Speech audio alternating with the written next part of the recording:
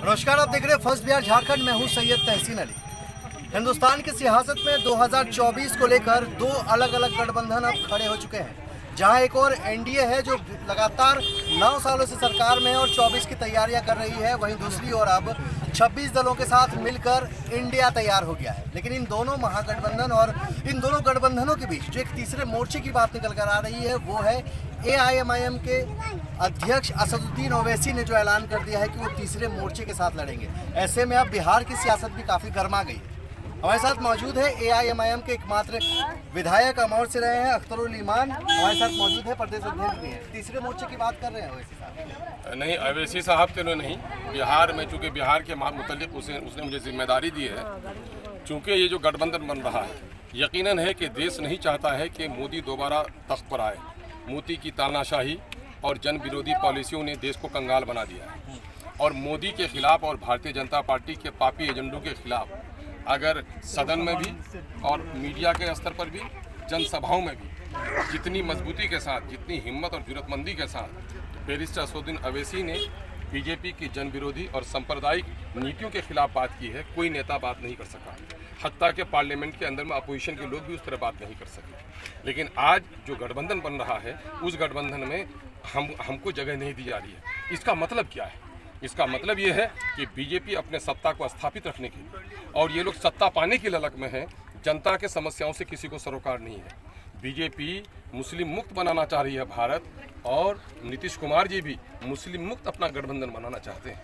और नतीजा ये है कि वो हमें नहीं बुला रहे हैं। इसका मतलब ये है कि मुसलमानों का वोट जो है, पिछड़ों का जो वोट है, वो दलितों का वोट है, वो रखेल बनकर रहे।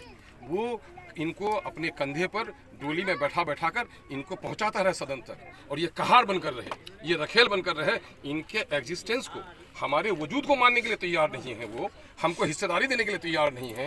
लोकतंत्र का मूल मंत्र है, जिसका मूल मंत्र है कि जिनकी जितनी आबादी उसकी उतनी हिस्सेदारी। तो आखिर मेरे एग्जिस्टेंस को मानने से इनको दिक्कत क्यों है? वो हमें नहीं लेना चाहते हैं, है ना। और फिर हम बुद्धिजीवियों को कहना चाहते हैं कि अगर सेकुलर वोटों का बिखराव होगा तो जो हमें साथ नहीं कर रहा वो पापी है ना। अब मेरे लिए मजबूरी हो गई है कि हम कोई तीसरा रास्ता निकालें।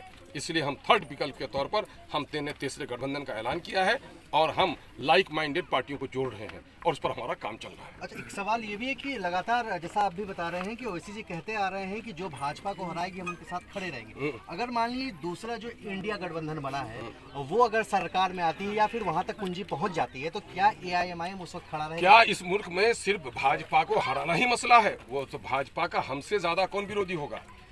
देश के लोगों को उसने कंगाल किया है, गरीबों के खाते में पैसे नहीं दिए, नौजवानों को रोजगार नहीं दिया गया, पेट्रोल की कीमत बढ़ गई, रुपए का स्तर गिर गया। चाइना ने इसको आंखें दिखाई, उसको जवाब नहीं दे पाया।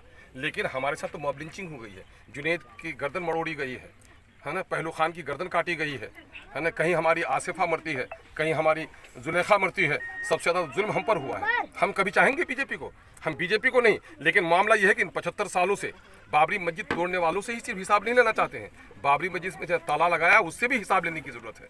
उसके लिए ज़रूरत है कि हमारी भागीदारी हो, और हमारी भागीदारी के बगैर मेरी माँ मरेगी तो मुझको रोने की भी इजाज़त नहीं, मेरे मसाइल पर मुझको बात करने की भी इजाज़त नहीं। यही लोकतंत्र है क्या? कांग्रेस के प्रवक्ता कल भी कह रहे थे कि AIMIM बीटी में, इसलिए वो तीसरा मोर्चा किस माई का लाल है? किस माई के लाल में सबूत है?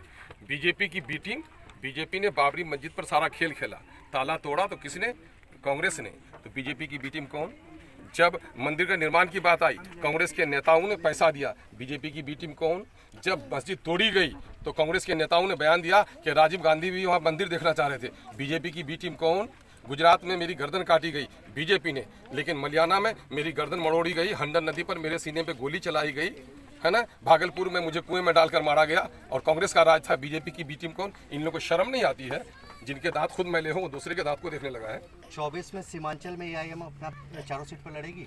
चारों सीट पर क्या लड़ेगी? पूरे बिहार में AIMIM तैयारी कर रही है।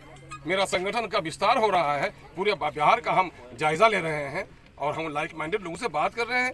कल भी दरभंगा में हमारी मीटिंग हुई है, अभी कुछ दिन पहले मगध में मीटिंग हुई है। हम पूरी बिहार में संगठन को खड़ा कर रहे हैं। आप सीमांचल में महदूद क्यों कर रहे हैं हमको? तीसरे मोर्चे के तौर पर आप रहेंगे? यकीनन तीसरे मोर्चे के लिए हम पहल कर रहे हैं।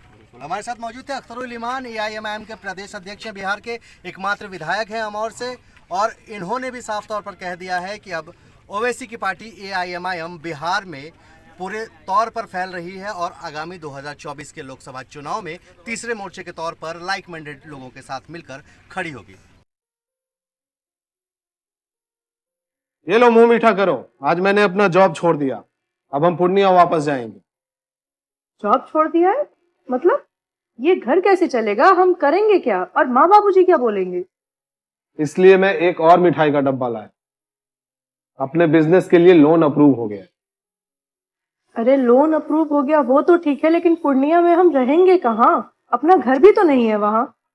इसलिए तो एक और मिठाई का डब्बा अलग से लाया हूँ। हमने पूर्णिया में घर ले लिया है, पूर्णिया के ई होम्स पैनोरमा में। पूर्णिया में पैनोरमा ग्रुप लेकर आए हैं ई होम्स पैनोरमा। बड़ा घर, आलीशान जिंदगी और अत्याधुनिक सुविधाओं के संग। अरे अरे, अब क्यों मुंह मीठा करवा रही हो? क्योंकि हम घर वापसी जो कर रहे हैं। घर वापसी की खुशी पूर्णिया में ई होम्स पैनोरमा के संग। E homes panorama, luxurious lifestyle redefined.